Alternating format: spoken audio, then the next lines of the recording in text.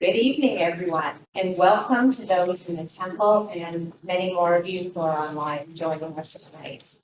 We are thrilled to be meeting in person for almost 3 years of virtual programming. My name is Sherry Wilson, and I am a member of the Sklar Mental Health Initiative Committee at Holy Blossom Temple and co-chair of tonight's event along with Shelley Durham. Our committee's mission is to provide education, support, and resources related to individuals and their families living with mental health challenges. We are honored to sponsor and present this evening's program on childhood sexual abuse in Jewish spaces. We recognize that tonight's topic is a difficult one. We commend our speakers, Holy Blossom Temple, and you as attendees for being willing to listen and deal with the issue of childhood sexual abuse. If you would like to speak with a social worker for support or resources during the program, Sasha Fink from Jewish Family and Child Service will be sitting in the life cycle room on the first floor from 7:30 to 9:30 tonight. Or you can contact her at 416-638-7800, extension 6324.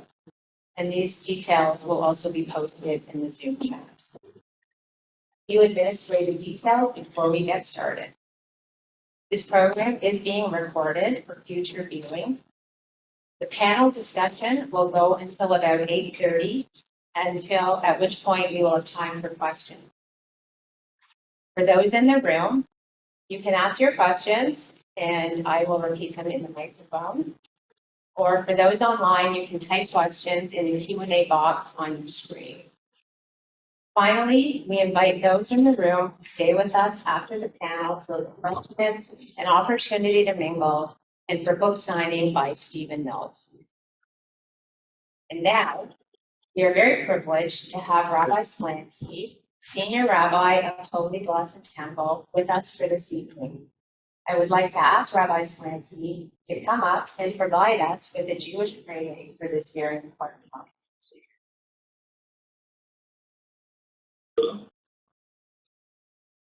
Erev Tov, good evening, everyone.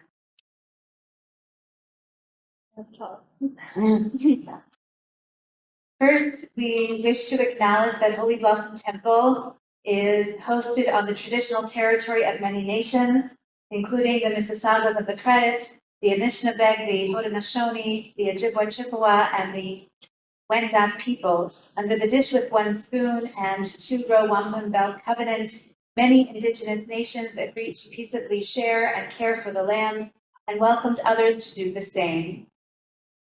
This land is now home to many diverse First Nations, Inuit, and Métis peoples from across Turtle Island, and we here at Holy Blossom Temple dedicate ourselves to the work of truth and reconciliation, and we respond as individuals and as a community to the 94 calls of action. In Jewish life, we solve problems by first naming them and then talking them out. If you picture a page of Talmud, the way that a problem is resolved, the way we get to the matter at hand, is through discussion and discernment, through attention to detail and dedication to getting to the heart of the matter. And yet, this problem of sexual abuse of children in Jewish spaces, more often than not, goes unnamed, unspoken, unchecked. It seems too painful to acknowledge, yet we must, because young people, created in the image of God, every one of them, are depending on us to speak these hard truths. I do not know of a study of the broader Jewish community, perhaps our panel of experts can illuminate, but I did find that in 2018, a comprehensive study of the Orthodox Jewish community was conducted and found that sexual abuse of children is as prevalent in Orthodox communities as it is in the general population. That is, 1 out of every 5 girls and 1 out of every 20 boys will be sexually abused. Our shame, our anger, our sadness, and confusion, these cannot deter our efforts to protect our children and our teens. And we're so glad you've joined us here tonight.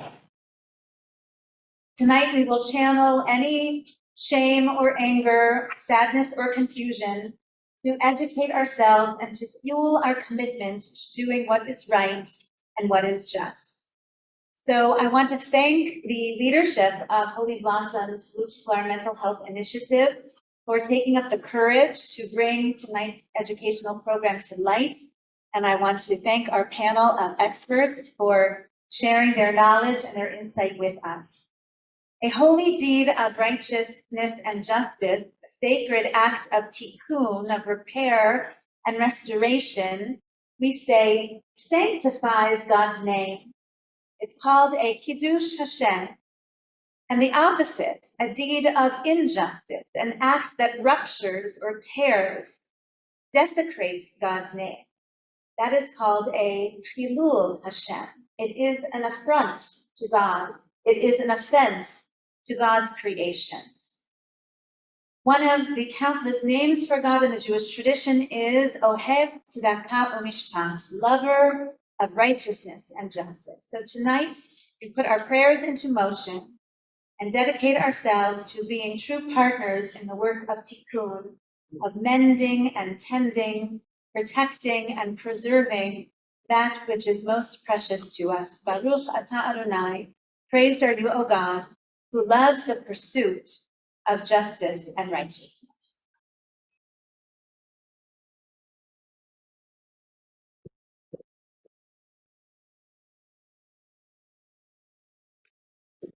Thank you very much, Rabbi Slansky. We look forward to your continued support and guidance on this topic. It is now my pleasure to introduce our panel for this evening. To begin, Stephen Mills. In the middle. Stephen is the author of Chosen, a memoir of stolen boyhood, which tells the story of his childhood sexual abuse, the lifelong journey of recovering from trauma, and his quest to stop a serial predator and find justice. He is also the co-author of Next of Kin and has advised and written for an array of public interest organizations. Stephen is also an ambassador for Child USA, which is the leading U.S. nonprofit advocating for the rights of children. Tonight, we will hear directly from Stephen about his experiences and his journey. The far end of the panel is Dr. Gila Ben-Shamal. Gila is a researcher, educator, consultant, and victim advocate whose work focuses on gender abuse and power in faith communities. Gila holds a PhD in sociological criminology and is also a trained restorative and transformative justice facilitator whose work incorporates the survivor perspective and her Jewish identity. She helped launch the Safety, Respect, Equity Network and continues to serve as a senior advisor there. Gila will share with us what can be done to prevent childhood sexual abuse. Between Stephen and Gila is Tracy Doyle. Tracy is a child welfare worker at Jewish Family and Child Service with over a decade of experience working with children, youth, and their families. Tracy will highlight the services that JFNCS offers the Jewish community regarding childhood sexual abuse and provide context as to the situation in Toronto and York region. Now, second from the left is Rabbi McCarroll, and we are very pleased to have Rabbi McCarroll, our new assistant rabbi at Holy Blossom Temple and member of the Luke Sklar Mental Health Initiative Committee, sit with our panel. She will speak about the role of clergy and Jewish organizations in issues regarding childhood sexual abuse. Our moderator for this evening's program is Shelley Bierbaum. Shelley is chair of the Sklar Mental Health Initiative and my co-chair for this evening. Shelley is a former social worker and a practicing health law lawyer. I would now like to turn the floor over to our panel. Thank you very much, Sherry. Thank you. Well, I'm going to dive in with questions because I'd like to hear from our panel. And I'm going to ask each of Gila, Stephen, and Tracy, what brought you to this work? Why are you here doing this work? I will begin. First of all, thank you all for coming, and thank you to everyone on Zoom. But thank you to Holy Blossom for hosting this really important conversation that is difficult, that is often shrouded in secrecy and in shame. But as Rabbi Splansky said, we cannot address what we will not name. So thank you for that. What brought me to this work, I have an interesting trajectory. I was a Jewish educator for over 11 years, and I really thought I would live and die as a Jewish educator, that was what I was going to do. I taught for National Conference of Synagogue Youth in Toronto. I was the managing director there. I ran an overnight adventure camp for high school girls in Perth, Ontario. And then I was the director of Judaic Studies at Tiferes Beis Yaakov, one of the three Beth Jacob high schools in Toronto. And then I took a turn and I went and decided to start university at the ripe old age of 29. At the time, I was a single parent. And I said, I know that I could teach Torah, but I don't know if I can do anything else. And in my community's trajectory, I'm an Orthodox Jew. I wanted to show my daughter that there were other things she can do than become a teacher, which is a wonderful and important profession, but I wanted her to see that she can have choices. I also saw that there were issues in my community that we really didn't know how to address, but I didn't know what to do about those injustices. I held on to people's stories, my camper stories, my student stories, their parents' stories, but I didn't know how to address them.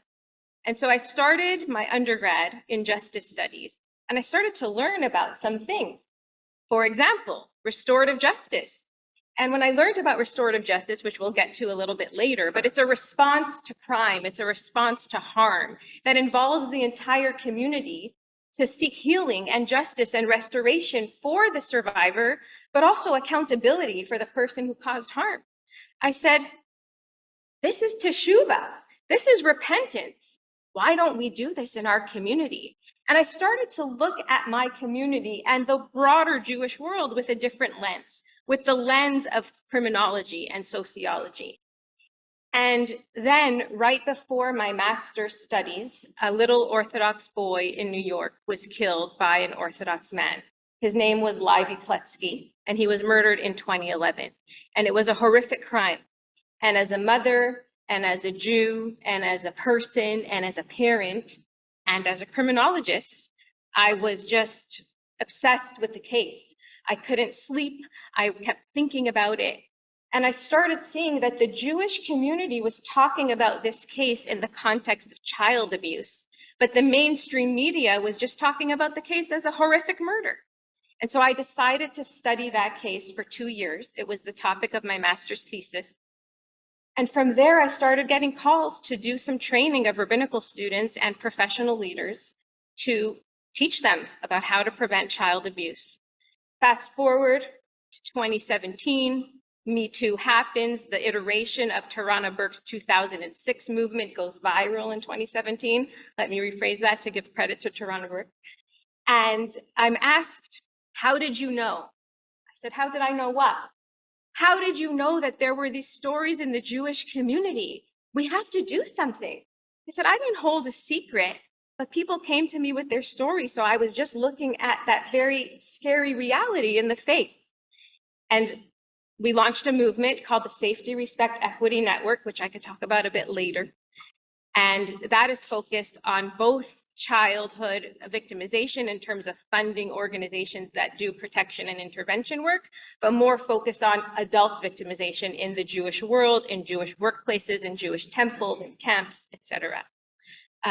So that's a little bit about how I came to that work, and I'm going to turn it over to Tracy. So mine, again, I really love that we were able to be confident enough to start this conversation, which really needs to happen. My drive to this work was I did it as a placement in my BSW as a child protection student. And I just felt like this was something I needed to do. I wanted to be an advocate for those children that had no voices. I wanted to be a support for those families that it may not be anything in their control to why they can't help their children or why their children are in the position they are, but help them connect with services, have that voice, connect them to their community to get out of their situations and help them move forward and heal. So my memoir is about the sexual abuse I suffered from ages 13 to 15. And when I was a kid, I thought I was the only person on the planet who had been sexually abused, really until I was 23. And then over the years and decades, I came to see that I was hardly alone. My experience was incredibly common. Today, we know that 1 in 10 kids is sexually abused before age 18. And, yet we, as was mentioned before, but I would just underscore that, in the Jewish community in particular, of all the communities I have spoken with, and I know hundreds of survivors in all communities, we have a particular, very deep shame and secrecy around the issue, which is really problematic. We, for many reasons, feel like this happens to other people in those other communities. The Orthodox think that's a Reform problem. People in the Reform community think, oh, that's something that happens over there by the Orthodox. So I can tell you what the latest peer-reviewed data are. The rates of sexual abuse in the Jewish community exactly the same as those in the general population. Within the Jewish world, they are exactly the same in Reform, Conservative, and Orthodox. No difference. And the fact that, well, let me say this: if you're thinking, well, that's strange. 1 in 10, I don't know anyone who is sexually abused, certainly no one close to me. Trust me, you do. They just haven't disclosed to you. And that's because of the secrecy and the shame and the shanda that surrounds this issue. And this is terribly dangerous for our kids because it leaves them ill-prepared to know about this behavior and to recognize it. And it leaves our institutions very vulnerable because we're not putting the right protections in place. And by the way, I'm just so happy to see young people here tonight.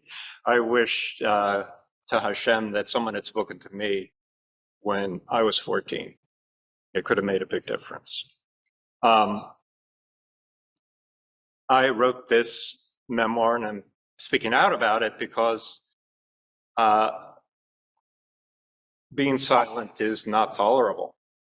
We've really got to deal with this issue head on and tell these stories, very painful stories, and start this discussion. And call hakavod to Holy Blossom for having this discussion. Stephen, maybe you can go a bit further and tell us what you experienced as documented in your book as a young boy. Yeah, so, the first thing I want to say is, and it's one of the reasons I wrote the book, is it's important to know that a lot of us are enculturated in the last few generations to this idea of stranger danger and creepy strangers on the street. But in fact, 90% of child victims know the perpetrator and quite often know them very well. These are either adults in the family or adults well known to them in the community, often teachers, mentors, physicians, youth group leaders. These are people the kids trust and even love. And so that betrayal of trust really lies at the heart of it. And serial sexual predators in an organizational context tend to be very esteemed professionals who cloak themselves in an institution, whether it's a synagogue or a school, or, as in my case, a social worker. His name was Dan Farinella. He was a revered social worker in New York City. He went on to run 5 different Jewish summer camps in 5 different states, was employed by the most respected Jewish social service agencies over 26 years. His credentials were impeccable, and he had won over every adult in every community he ever worked with before he ever laid a hand on a child. So by the time, and this is classic, by the time suspicion's raised or someone has a thought in their mind, oh, there's something weird going on there, they shut it down because, well, how could that be?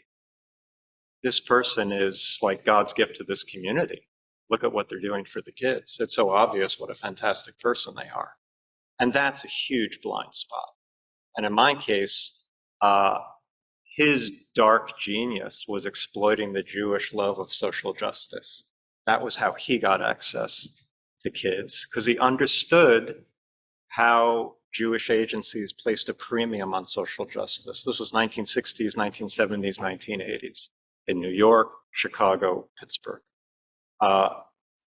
So that said, I won't share the details, which are told very straightforwardly in my book. I'll leave that to you to read. But just to say, what I want to convey about it is, in some sense, sexual abuse is a misnomer. It's a framework through an adult mind. For me, as a kid, there was nothing sexual about it. It was a near-death experience. I was assaulted by a man twice my size who took control of my body. And in that moment, I went into shock. I didn't understand that until decades later, that because I had no framework for understanding what was happening, my nervous system responded in the moment as if I were about to be killed. So my front brain shut down. There were words in my head, but my mouth wouldn't speak them. That word was no, but it wouldn't come out of my mouth. And I had this huge rush of endorphins. And this is the body's way of letting us die painlessly. You know, we all have this. It's a survival instinct that's honed over 1 million years in our DNA. If you're attacked by a grizzly bear, your body is going to protect you from the pain by letting you leave your body. And that's what I did. I left my body. I watched the whole thing as if I were on the ceiling looking down. This is very common. And it's important to understand this because today, what we call trauma, that moment of the nervous system just blowing out and responding primally is the seed from which springs decades of aftershocks. That to some extent I'm still living with, much less. But it all goes back to that moment. And this is, it's important to talk about because a lot of times I think, and I hear this a lot in the Jewish community, unfortunately, oh, well, yeah, that happened. He'll get over it. This is particularly applied to boys, by the way, because boys are supposed to be tough and able to protect themselves. And the sexual abuse of boys wasn't even considered a thing until the 1990s. When I went into therapy in the 80s, there was no such thing as sexual abuse of boys. That came later, that recognition. Now, of course, we understand that the lifelong impacts are quite similar. So. Did your life as a kid change because of you? Oh, my life changed drastically. I'd been a pretty, well, I guess I should say, just to give you a sense of how it changed, the first weekend he took me, is this better? he took me up to the camp in the off season, so I was 100 miles from home in the middle of the woods, which is where I was first sexually assaulted. And then Monday morning, I had to go back to school. I was in 7th grade. So, the thing about trauma is if the body let you feel all of the terror and shame and confusion, you would explode. And so it's hidden from the conscious mind. You just block it out. And that's the other way that our nature enables us to keep on functioning. I had to get up, I had to go to school, and I lived in a kind of sleepwalking state for 10 years, really, till certain other things we'll probably talk about later. But I was in a zombie-like state of being functioning in my life, but I actually walked into school that first day after the assault and knew I wasn't in my life. This is a bit hard to convey. If you read the book, you'll get the sense of it. But most of us, if we're lucky enough not to have been sexually assaulted, you're embodied in your world, in your routine, in your emotional life. Once the assault happens, there's a sense of being outside of it. And there was a sense of watching my life as if it were a movie and not being part of it. And I became very depressed, very withdrawn, very isolated.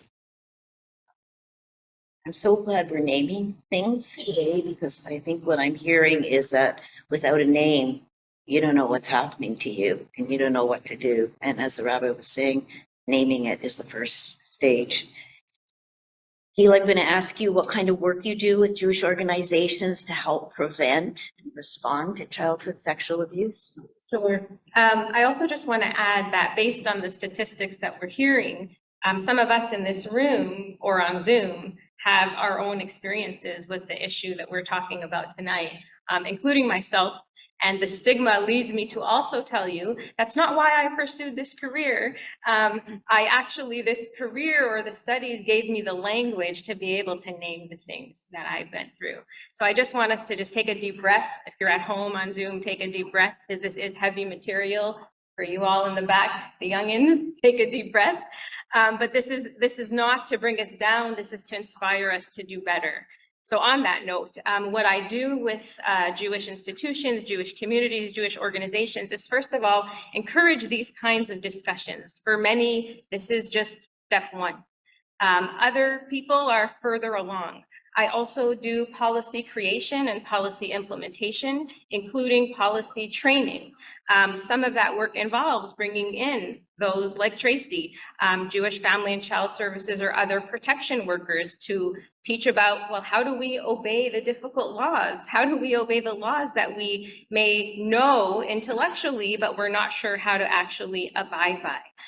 So I can come in and do an environmental scan and say, okay, here are the physical places in your buildings that are not safe for children, and these are the reasons why. Do an assessment on current policies, and then implement policies such as behavioral policies between staff and children, behavioral policies between children themselves. And then how do you intervene when it does rise to the level, and how do you intervene when it doesn't rise to the level? Because we can't just say, well, it's not a criminal problem, so therefore we're not going to do anything about it, right? Where do the ethics and morals come into play, or are we just operating at that legal bar? So that's some of the work that I do. I also train CEOs and Jewish professionals and clergy around how to have this conversation. And I teach Torah with a survivor lens. Tomorrow night, there's a class on reading the story of Dinah, the rape of Dinah, through the lens of a survivor watching the community's lack of response. More recently, I was asked by the URJ, following the investigation that came out about the harms done in the reform movement, to embark on a restorative justice project. Bless you. The restorative justice project seeks to repair the harms that were done to survivors, asking what it is that they would like to see from the reform movement. What can the reform movement do to meet their needs and goals and to teach the URJ about the missteps that they have made. So that is a project that myself and my colleague, Dr. Alyssa Ackerman, are currently working on right now. Great. And we've touched on this briefly, Gila, but I want to just ask you again, is this true that there's childhood sexual abuse among all divisions of Judaism? Is it across all branches or? So it is across all branches, and there was some reporting in about 2017, 2018 that found that even the investigation process across the different denominations is problematic. So it's not like one is doing better than the other, but definitely, as Stephen said, people don't know I'm Orthodox sometimes, so they'll be talking to me and they're like, oh, that's only in the Orthodox community. And it is in the Orthodox community, but it also is in the Reform community, and it is in the conservative community. It's everywhere. I am on the board of the Survivors Network of Those Abused by Priests. It's in the Catholic Church, as we all know. It's not a religious issue, it's a human issue, and that's why it's everywhere. Thank you. Thank you. Tracy, we're going to ask you a little bit about the role of JFNCS, Jewish Family and Child Service, in dealing with child sexual abuse. So Jewish Children and Family, we are lucky enough to be a multifaceted agency. So even though child protection is one small piece of what we do, we also have a number of different services as well. But in respect to the child protection of child abuse, our initial mandate is to report to police. We do have to address the criminal aspect of the matter at hand. And we follow their lead in what they're going to do criminally. Once that piece is addressed, our main role is to ensure the child's safety and that there is a safety network in place, a support plan in place, ensure that that child has been isolated from the abuser, has supports, has the backing of their family. If they don't have the family present, we look for kin, extended family, friends, community members that are willing to step up and support these children to go through what they need to go through. We also work closely with organizations like Boost in Toronto, which works specifically with children and youth who have suffered abuse and have been victims of crimes. And they also have a number of different resources to therapists, to psychologists, to counselors of many different kinds. The other aspect we work with when these cases come up is we make referrals to programs like York Hills that address like children's mental health, behavioral issues that can come out of it, and really struggles in the school. They offer programs for youth and children that focus more on dealing with the mental health, the behavior, the emotional stability or lack thereof, and working with their families to get these children to a place where they can actually function in society and move through the trauma. Great, thank you. And not everybody may know that Jewish Family and Child Service is the designated children's aid for York Region and for Toronto. So they have the legal mandate, if I understand it correctly, if there is an allegation of abuse. So how it works is because JFNCS is located in Toronto, we service York Region, but we don't have the mandate to do any apprehension. So in those circumstances, we work closely with York CIS, and they do any of the legal removals or anything like that, but the file is managed by Jewish Child and Family Services. And can you just define what childhood sexual abuse is? We've talked about names, but what are we looking at? So childhood sexual abuse can be any activity or exploitation which includes, but does not limit to, any sexual contact between a child and caregiver or family member or a community caregiver having charge or in charge of the child's well-being. Any form of sexual contact in composition by force, coercion, duress, deceit, or the child understand the sexual nature of the activity.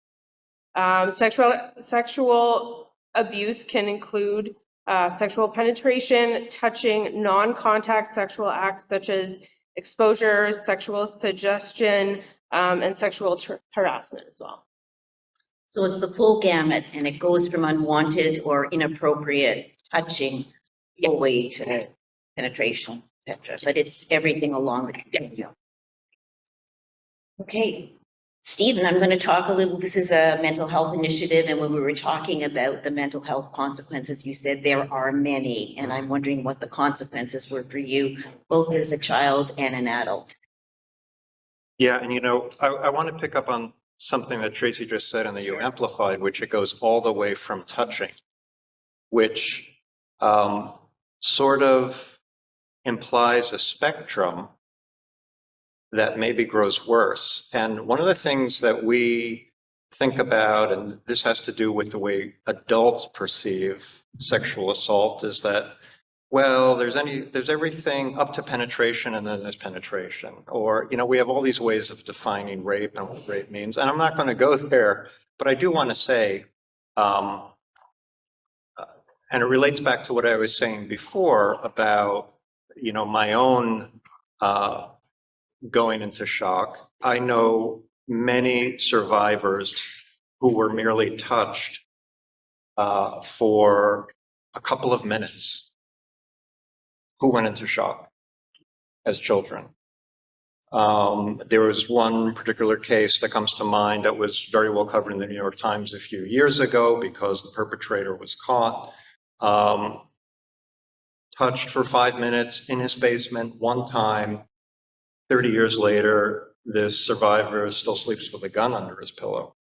So, we have to keep in mind that how we project as adults is not necessarily the child's nervous system is, a very vulnerable thing.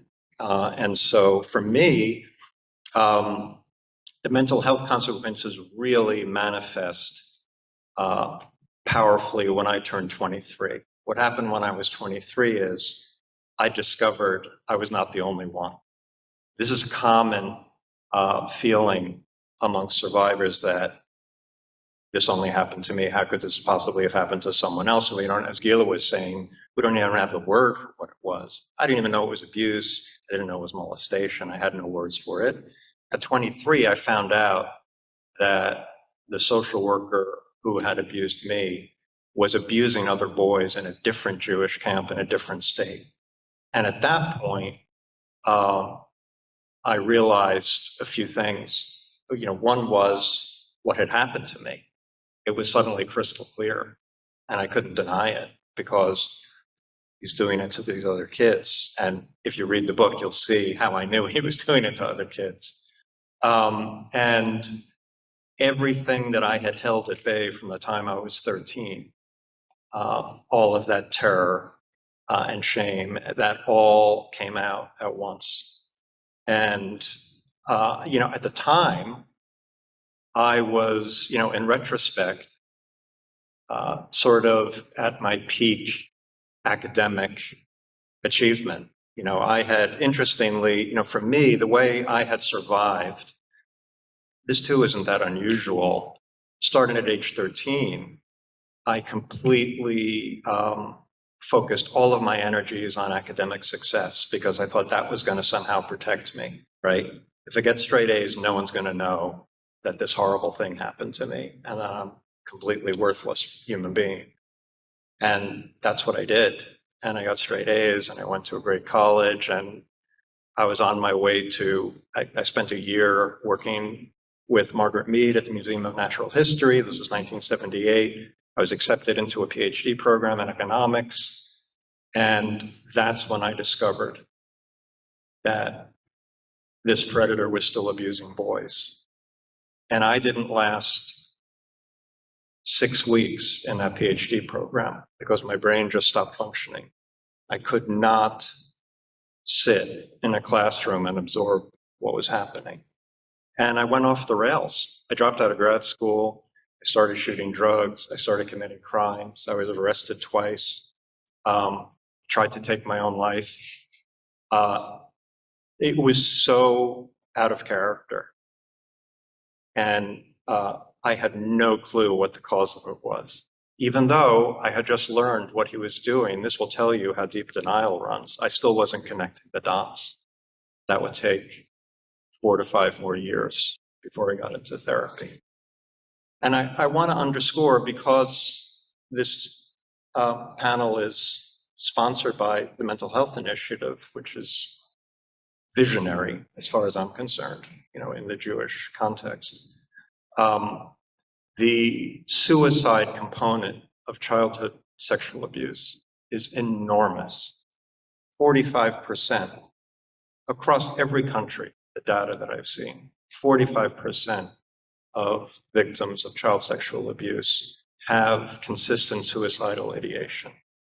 The suicide rate is 10 times amongst survivors as it is and using the word survivors is a little strange in that context, but 10 times the rate of the general population. So, for me, when I learn, particularly with men who are much worse at getting help generally and wait much longer, the pattern with men as with me is pretty consistent. We try to numb our pain, usually for decades. Most men will only seek help in their 30s and 40s after they've tried everything else to numb the pain or to kill themselves. And if they don't, maybe they find their way into therapy. And so I'm not alone in believing, based on the data, that childhood sexual abuse is an enormous underreported cause of suicides. Give you a chance to react to each other in case there's anything anybody on the panel would like to say. I'm glad you're here. I do want to add to the mental health ramifications of childhood sexual abuse, specifically being in the temple amongst Jewish community. In addition to the psychological, emotional, relational impacts, Jewish survivors of sexual abuse have talked about the spiritual impact of sexual abuse and how the lack of support from their communities, from their rabbis, from their friends, from the people they disclose to, causes spiritual division for them.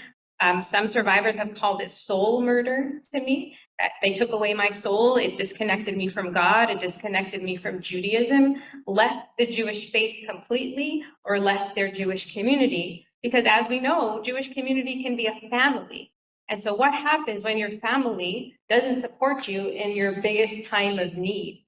So one of the things I want us to think through is how can we be there for each other? And how can we start naming these difficult conversations so that we could say, I see you, what can I do for you? I'm going to go a bit out of order of these questions, but I'm going to ask you, Rabbi McCarroll, you talked about the role of clergy in Jewish organizations, and maybe everybody can react as well. What can clergy, what can Jewish organizations do to help kids?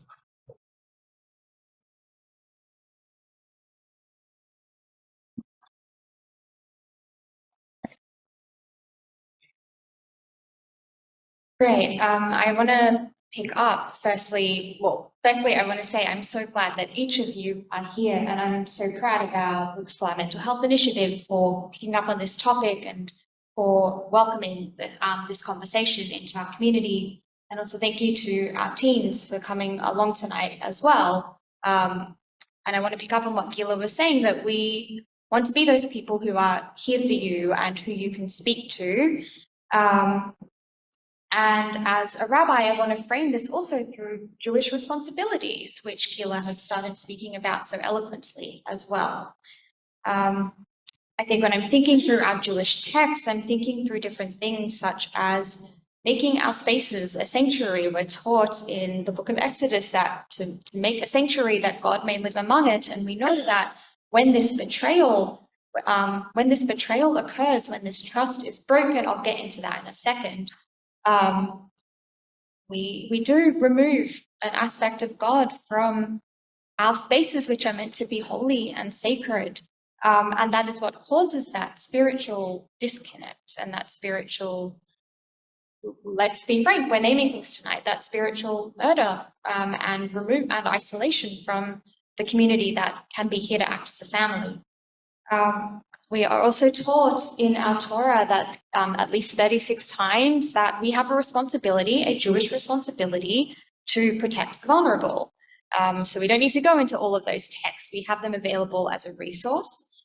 And also understanding that emotional impact of what occurs when we don't believe, when we don't support, and when we're not there for the very people that we're meant to protect, the very vulnerable.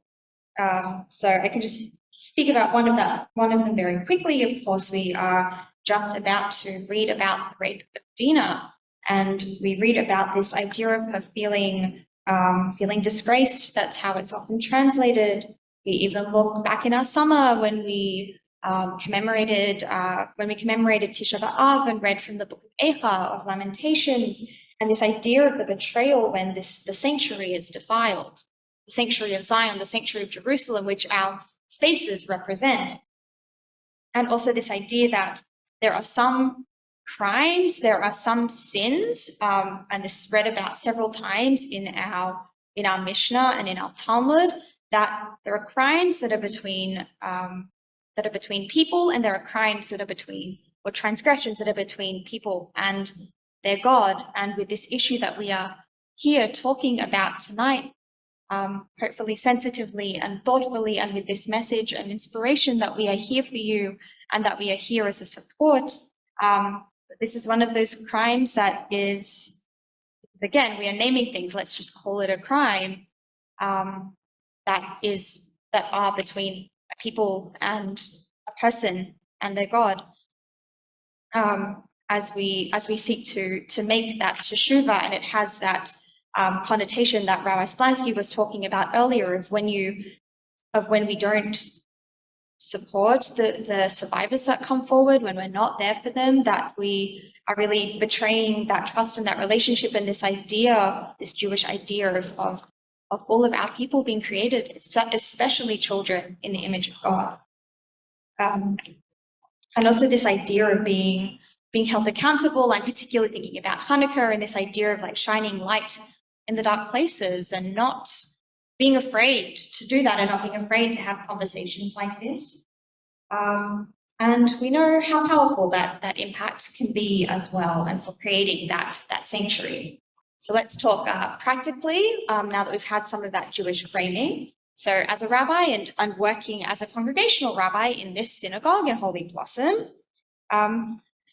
one of the primary responsibilities that I think that we have is also to partner with experts in the field, partners like JF and CS, who Holy Blossom has the closest relationship with, to partner with people like you, Gila, as well, to ensure that we have the right training to prevent and respond to childhood sexual abuse. And this is exactly why we value that close relationship with JF and CS, and depend on it when we do need to call on them for all of the things that Tracy was talking about, for that police investigation, for being connected also to the right resources to help that survivor find what they need to work their way through the trauma the best that they can. And we're lucky to be here in Toronto with such an organization and such experts. I'll also take that step back to say that we are not experts. And so being able to have those relationships, those connections with the experts is critical. I know that we have. I'm a new rabbi here. I started in June. And I'm also a new rabbi in terms of only having been ordained back at the end of May. So this is some historical context from my colleagues, that I know that we have done training before, and this is one of those things that Jewish organizations can do. My understanding is that it was with JF and CS, it was our clergy team and educators about all of those things, such as what to do if someone discloses, how to handle it and have those conversations, the signs to look for as well, which we've been talking about, and which you provided such an insight to, Stephen. what to report and how, and understanding how that follow-up and investigation will happen. We're not the only organization that does this as well. We all know camps and other synagogues and day schools and things like that who do this too. In regards to playing our part in preventing childhood sexual abuse, we can also do our part in reducing the stigma that's associated with it, that we've been talking about, and this idea of shining light in the dark places and naming the unnameable are such themes at this time of year and on the Jewish calendar, and such themes at this of this evening. So, for example, we can reduce the stigma by holding events such as this, by having that relationship with JF and CS, by not being afraid to pursue justice, as Rabbi Slansky spoke about, and name these things. We also always will have resources and information available all around our synagogue.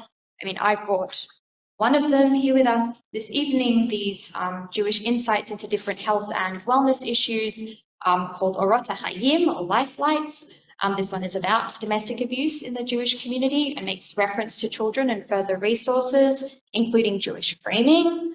We always have JF and CS information available at multiple places throughout our synagogue, including up at the clergy offices. And we want to do this in order to, to be able to speak more openly and publicly and reduce that stigma, and to be sensitive to these issues, ensure that survivors can feel safe to come forward and know that we're here for them. And so really, I'm understanding what we as a Jewish organization can do for all of the, to reduce these incidences, to respond to them, to support victims as that Jewish responsibility, with all of that framing, to create sanctuaries, the sanctuaries that we aspire to be through these trainings, these connections. Should anyone wish to disclose anything, we are Kihila Kedosha, Pirchei Kodesh, Kihila Kedosha, and we work together in Kihila Kedosha, the sacred community portfolio. And so we can see that responsibility even in our name.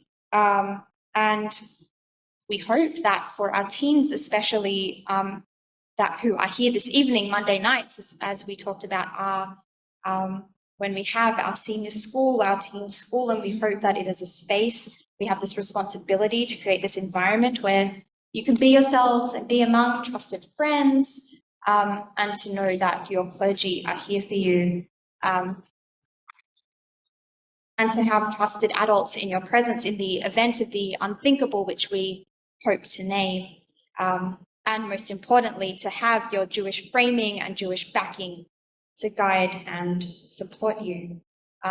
We know that we need to do better. We know we need to do more training with new staff, with existing staff, and we know that we can always do more education and advocacy, but these are all of the ways that synagogues and organizations can hold their part. Thank you. I'm going to get a bit more into the weeds a little bit, and I'm going to ask, what are the signs that we look for that a child is in danger? What should we be looking for? What would have helped Stephen? What could we have seen? No, you go ahead. This is your. So typically what we look for is you're looking for, and keeping in mind, these signs are not a direct indicator that is what's happening. A lot of the time there is a change in behavior. So knowing their baseline is also really important. Isolation, loss of interest in things that they once were very passionate about, all of a sudden they're not interested in. Aversion to situations, people, specific groups. You want to keep an eye out for changes in behavior, mood swings, breaking out into tears for no particular reason, having bursts of rage without any trigger, out of nowhere, diminishing performance at school or in a sport that they were very interested in, is something that we look at. Change in relationships with parents and those that they were once close with, who their peers, their parents, an aunt and uncle, Anybody that they may once have gone to for support, they no longer feel comfortable with. Those are some of the standard signs. Some of the younger kids, you can notice like loss of continence. So like they'll wet the bed more often, or they'll have accidents more frequently when they weren't having them before. Those are some of the typical signs that we look for. And can you talk a little bit about what the reporting obligations in Ontario are? So the Child and Youth CYASC, Child and Youth Family Service Act, has a portion in there that speaks about the duty to report, and that speaks to anybody in a position of power and cares for children.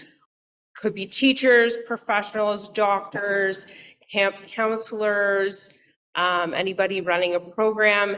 If you have any indicators or concerns, you are required to at least seek an inquiry that there could be something there, whether it's physical abuse, emotional changes, something that the child disclosed at school or in the community.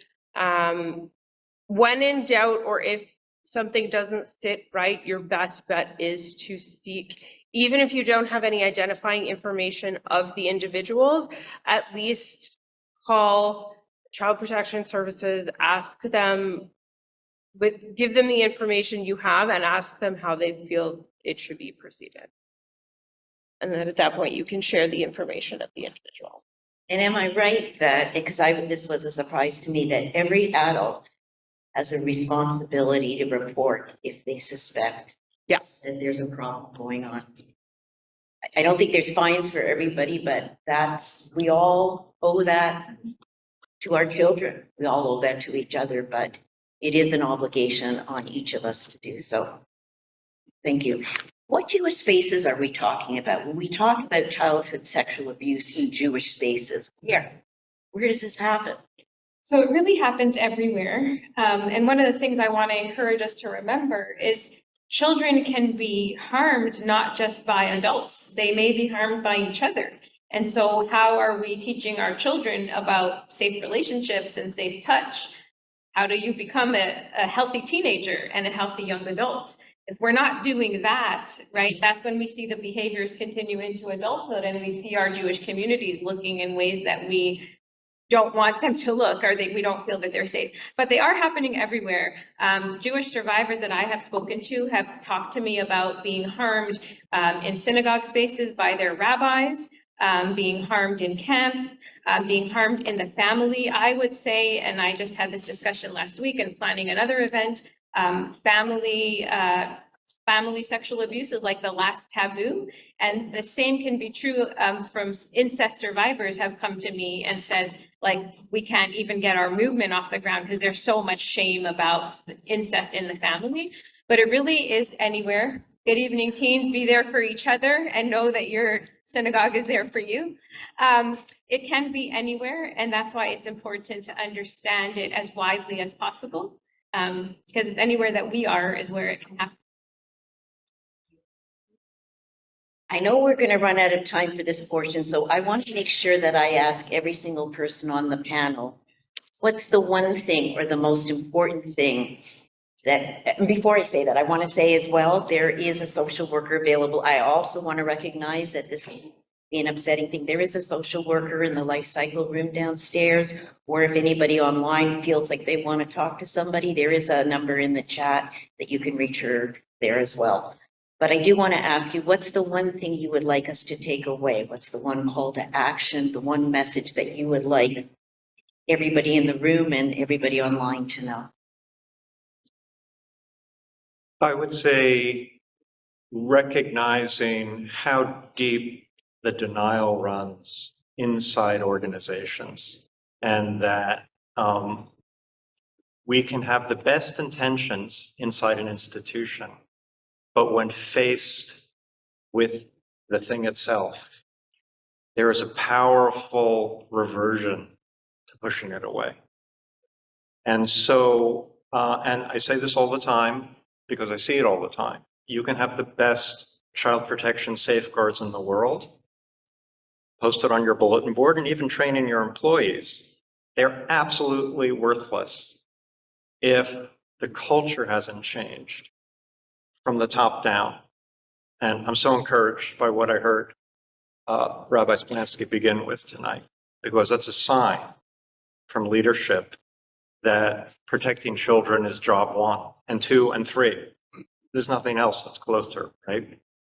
But I'm telling you this out of, and I want to tell you why, because I think it's very important in a Jewish context.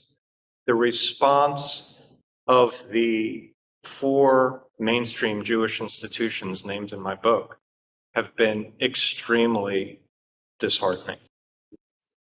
These are all organizations, I'm going to name them: UJA Federation of New York, YMHA of the Bronx, the Jewish Youth Services of Chicago, and the JCC of Greater Pittsburgh.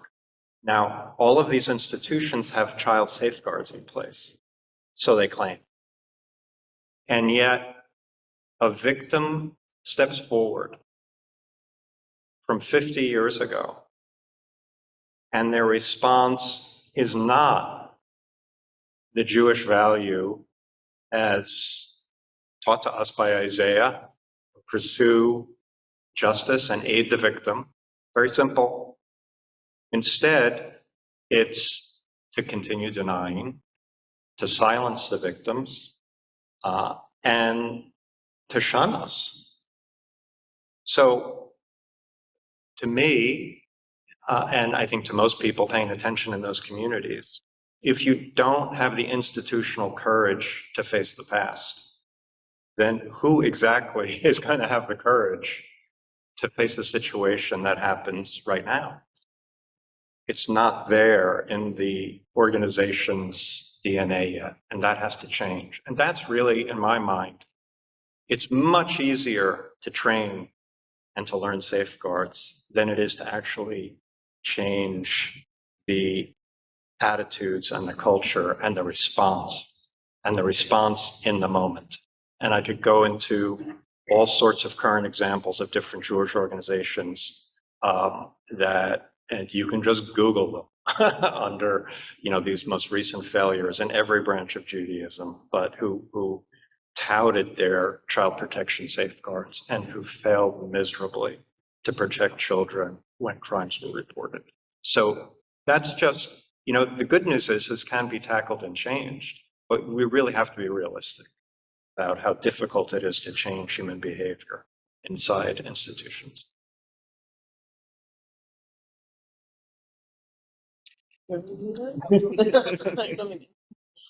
Okay, so I have 3 short things. Number 1 is that survivors are whole people that happen to have been victimized, but that is not the totality of their life or who they are. And so when somebody discloses to you, it is a gift that they have given you, not a burden. It is a gift. They are letting you into something very painful because they have chosen you to be trusted. And your reaction really, really matters. Jewish survivors specifically, and also non-Jewish survivors, have told me that it is more about the response to the victimization that matters to them, that has impacted them, than the victimization itself. The response is what allows them to either stay quiet and continue with the negative impacts or to move forward. So you have a way to respond as a thank you. What can I do?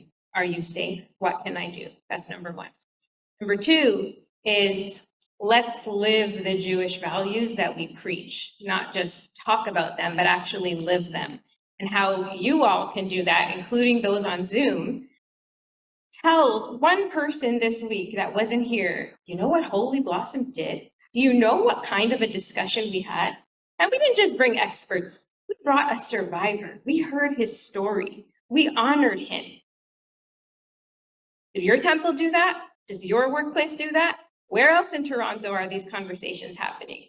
Because I spent the 2 years before the pandemic flying to the US, these conversations are normal there. We're in policy, we're in training, we're in other places. In Toronto, and I say this with respect as a Torontonian, we're behind. So thank you for doing this, and tell one other person. And then lastly, the power lies in our hands. We are the bystanders, if we choose to be bystanders, or we can be active in being upstanders. And so if you see something, say something. If somebody says something to you, don't diminish that alarm. Hear it and say, okay, now I'm going to take action. And if you're not sure what to do, well, we've introduced you to who to turn to in our city. And if you want to hear the survivor perspective, now you know who to call. So thank you. Those are 3 like practical pieces. Thank you. Did you want to speak, Tracy? No. Rabbi, do you want to say anything?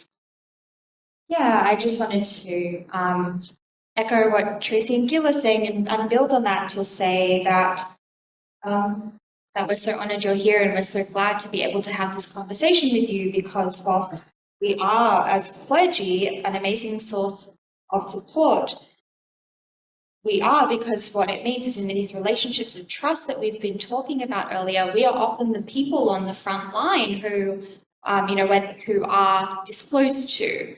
And then what we do with us, how we shine that light in the dark corner is going to make all the difference in the world.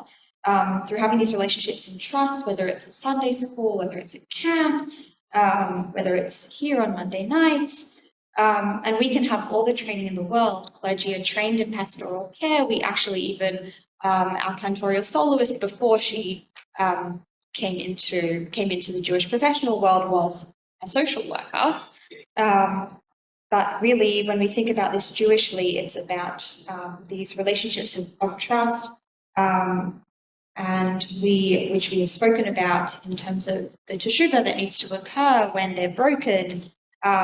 We are also mandated reporters as those adults who are in these relationships with our children, with each other, and when we see the children with each other as well.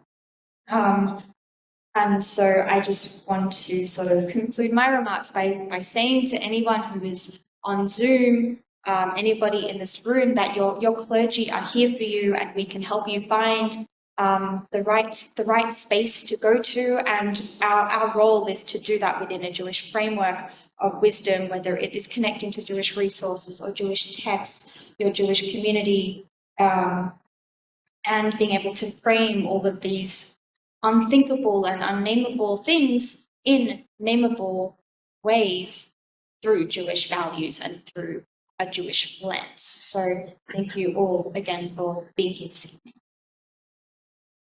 Well, I have many more questions, but I'm going to turn it over to Sherry, and she's going to find out if there have been questions coming in from the audience.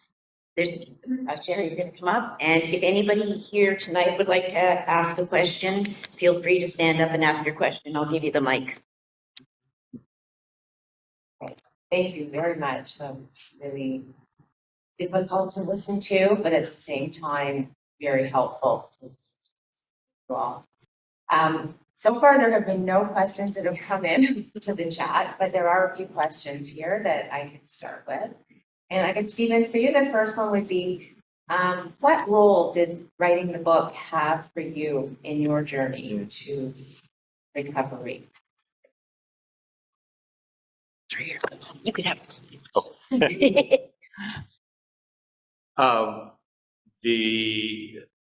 It's interesting because Gil and I were talking about this afternoon, and I was telling her that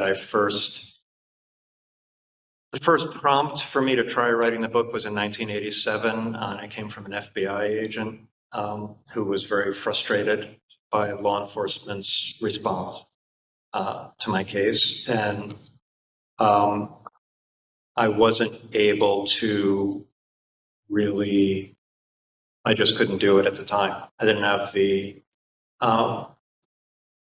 emotional bandwidth or resilience, and I had already done 5 years in therapy, and boy, in retrospect, that seems like very little, but at the time it seemed like a lot.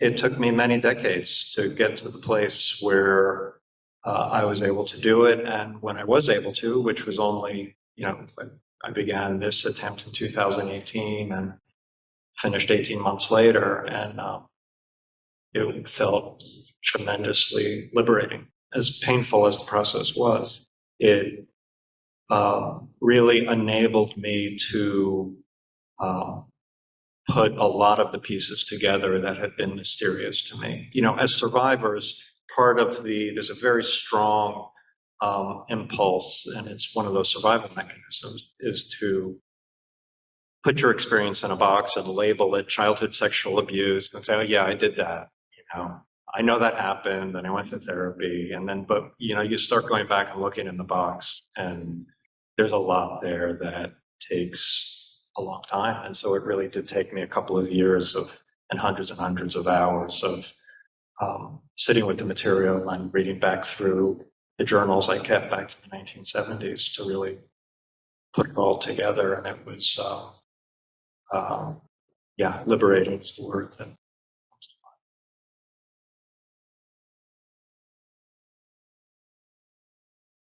For Tracy, are there trends at JMCS sees regarding childhood sexual abuse in terms of age, gender identity, or any other type of characteristic? So unfortunately, out of the files, the referrals that we do receive, it's about 3% of all of our investigations. So the belief is that it's very underreported. So we only investigate when we have a referral. So unfortunately, due to the very small numbers that we do receive, I can't break them down due to confidentiality issues. This question, Julie? So the Friday before you experienced the issue, so you went up north on Saturday or Sunday, Mhm. and you came home Monday morning. You were a different person than you were on Friday. What was the role of your family, your parents? Did they recognize something was really wrong? Who reached out to you? Who tried to tap into what had happened soon after you experienced this? Yeah, well, in some ways, I fall directly into the description that Tracy gave before of changed behaviors. I was really two different people before and after. I was a pretty sweet, trusting kid. I was definitely troubled in some ways. My father died just before I turned 5. I was in a step family and this all left me very vulnerable to a man who preyed on fatherless boys or troubled boys, or boys from troubled family environments. But my mother and stepfather, while they saw the radical change in personality, they never asked, you know, I don't think it ever entered their consciousness that that was a possibility. And even if they had, I would have pushed it away. My first cousin, David, who's a character in my book, he knew something was up. And there's a scene in the book when we're 15 years old where he interrogates me. And I felt like you can put a gun to my head and I'm not going to tell you what happened. I was just completely locked down, and it felt like my life was at stake because my life was at stake. That's how it felt. That's how deep the terror was. So they knew I was off. They didn't know why. And you know, the other piece I just want to mention here, because this is also quite typical. Dan Farinella, the social worker, had infiltrated my family. He befriended my parents and the parents of other victims. So that happened after the abuse, but as their relationship grew closer, of course, it became more and more improbable, even if they had heard that how could you possibly believe this?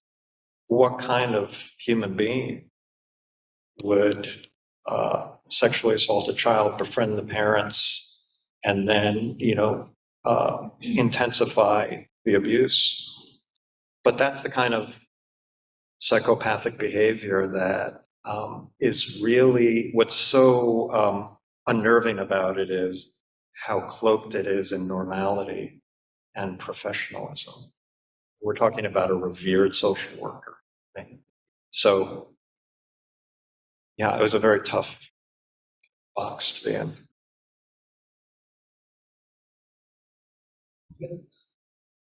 I want to just say thank you to everyone for raising this, to Holy Blossom for being silent. It's really, really important.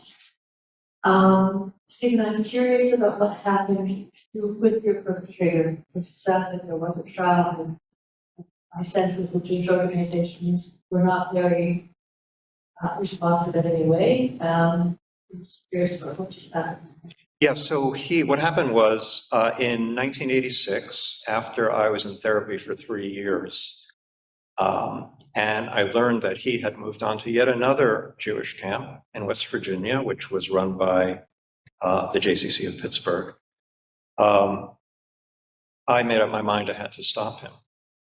I couldn't believe that he was moving from camp to camp and these agencies were hiring him. So I did what I had long avoided doing, which was to track down other victims. And that meant overcoming just a lot of shame, because the thought of having to call my camp friends 20 years earlier and tell them this story, which was it was so mortifying. And I thought, oh my God, I'm going to have to call all these people and tell them about it. I made one call, and that led to 5 victims, and then more. And very quickly, I prevailed on 3 victims and 3 corroborating witnesses to sign statements, which was no small thing, especially in the 1980s. The FBI was flabbergasted that I got men to talk to sign statements. The FBI agent's statement was men who have been, or boys who have been abused are tougher to crack than murderers. They just don't, you try all the tricks and they don't break. And that's how I had been at 13, 14, 15. So I took all this evidence, handed it over to the FBI, the DA in Pittsburgh. They had a sit down with the JCC of Pittsburgh, who at that point understood we've got a serial sexual predator running our youth programs. He was the supervisor of youth programs and the director of Emma Kaufman Camp. They let him stay in that position for several months, and then they let him go quietly. The FBI and the Pittsburgh DA never prosecuted. This is an unwritten story that I believe remains to be investigated and told. I mean, I wrote a first-person account, but there's an iceberg beneath the surface about what was going on with the Jewish agencies, what was going on with law enforcement. This isn't news today. You see what the FBI, they shielded Larry Nassar in the gymnast case. So this is part of their culture that goes way back. So he was let go by the JCC, free to go on abusing children. He died 6 years after that in 1993. And so, this is what makes it all the more troubling that, so for example, and I'll just finish with this. I reached out to the JCC of Pittsburgh and asked if I might post a notice of my book on their Camp Alumni Facebook page, because that's one way I'm reaching out to fellow victims so they know they're not alone. And I've done that on other campsites, and I've heard from other victims, who thought they were alone. And the JCC's response was no. And since then, I wrote an op-ed about all this that was published in E-Jewish Philanthropy last month. I encourage you to read it for an update. And kudos to E-Jewish Philanthropy for running it, which is important. And one child protection leader in Pittsburgh who is part of the JCC community and went to Emma Kaufman Camp, tried to post my op-ed from EJ Philanthropy on the JCC Facebook page, and it was taken down. So this is kind of classic. This is what I expect from the Catholic Church, is not what I expect from Jewish organizations, at least not the Jewish organizations I grew up with and counted on to live their values. Oh, okay. There. Sorry. I want to thank all of you for speaking. I'm gaining a lot of information and a lot of new insight. I work for like a global team leadership program that spans between 32 different communities across, I guess, the globe. A lot of them, well, one of them is in Pittsburgh, Greater Metro West, Chicago, and they're like funded and I guess, yeah, they're funded through like Jewish agencies like Federation, like JCC, SAGE, like in Miami. I guess my question is, like, as a young leader, as a young educator, as a change maker in my community, how can we hold these institutions accountable if something in our community in Toronto would happen? How would I be able to make an impact and kind of change the narrative of these institutions? That is a Gila question. Well, thank you for your work and thinking about it in that way. And the fact that you're already thinking that way tells me that you're somebody who likely will use your voice. So you have the power. Institutions don't like the pushing. And silence is not an absence. It's something that we build, as you can see from the no's that Stephen and people that want to support him are getting. So by you saying, hey, I'm one of your youth leaders and we purport to care about youth. What are we doing for safety? Or I heard that there may be some implications here, can we have a conversation? I also think you have to be strategic about that in my work. I go with people who are just not willing to have this conversation, and it's where can I move them and how can I do it in the way, I'm not your enemy. I just want to make the world a little bit safer for people. And I'm sure you want to do that too. Who will say no to that, right? It's when you come with the attack but I do think you can say, what are we doing to protect our youth? What are we doing to protect our staff? Do we have the right training? Do we have the right policies in place? How are they actually being translated into real life? And then if you hear that maybe one of the places that are under this umbrella are implicated, you can reach out and say, I want to have a conversation. It may be a little bit difficult. I wouldn't say like come with 100 people, but how do you have that conversation? And I'm also happy to talk outside of this space. Hi, Stephen. First, I'd like to applaud your bravery and I really admire your resilience in writing this book and sharing your story with us. I'm just curious how you're looking at what got you to attack back in here and finally go to therapy and really commit to making change and growing. And what was most helpful about that? Yeah, I got crazy lucky, honestly.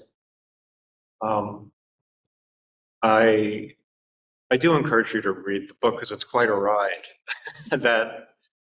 that whole 4-year stretch, which resulted in just a complete nervous physical breakdown.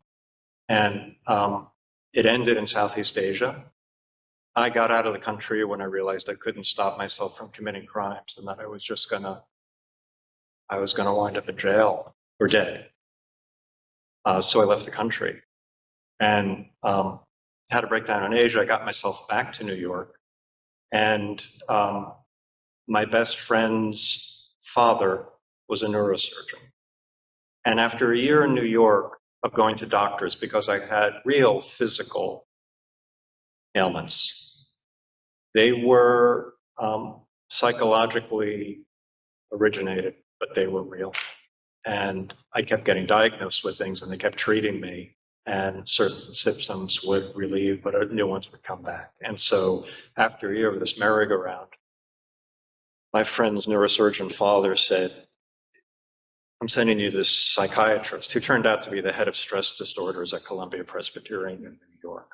And I gave him the short form of my story. It had no connection, no mention of abuse. Even though I confronted the perpetrator, it was still like, yeah, that's over with, you know. And he immediately said, "You've got shell shock." This was before trauma or PTSD was a thing, and early 1980s. And I was nonplussed, you know. I was like, well, I've never been in a war. How can I have shell shock? He said, well, you've got shell shock. And that's what he treated me for. And after a year, I had improved somewhat, but I was still a complete wreck. And he kind of said, you know, I've done what I can for you. You need to get into some intensive psychotherapy because there's something buried in your childhood that you really need to deal with. And that was the beginning of several years of therapy that allowed me to name it, as we've talked about here tonight. But again, lucky in the sense that that only happened because the perpetrator re-entered my family's life while I was in therapy. He was invited to my sister's wedding. And having that, the thought of having to face him was really pivotal. And it was the first time I advocated for myself and called him up and said, "You're not coming to this wedding." And that opened the door to really starting to speak it and tell the story, you know. And then met the woman who would become my wife, who I'd had many girlfriends. I'd never disclosed it. Again, this is typical. I have fellow victims of the same perpetrator. We're now 40, 50 years on who have not shared it with their wives. So that tells you how deep the shame goes. And so for me, having that first intimate, trusting relationship was really what made a life possible.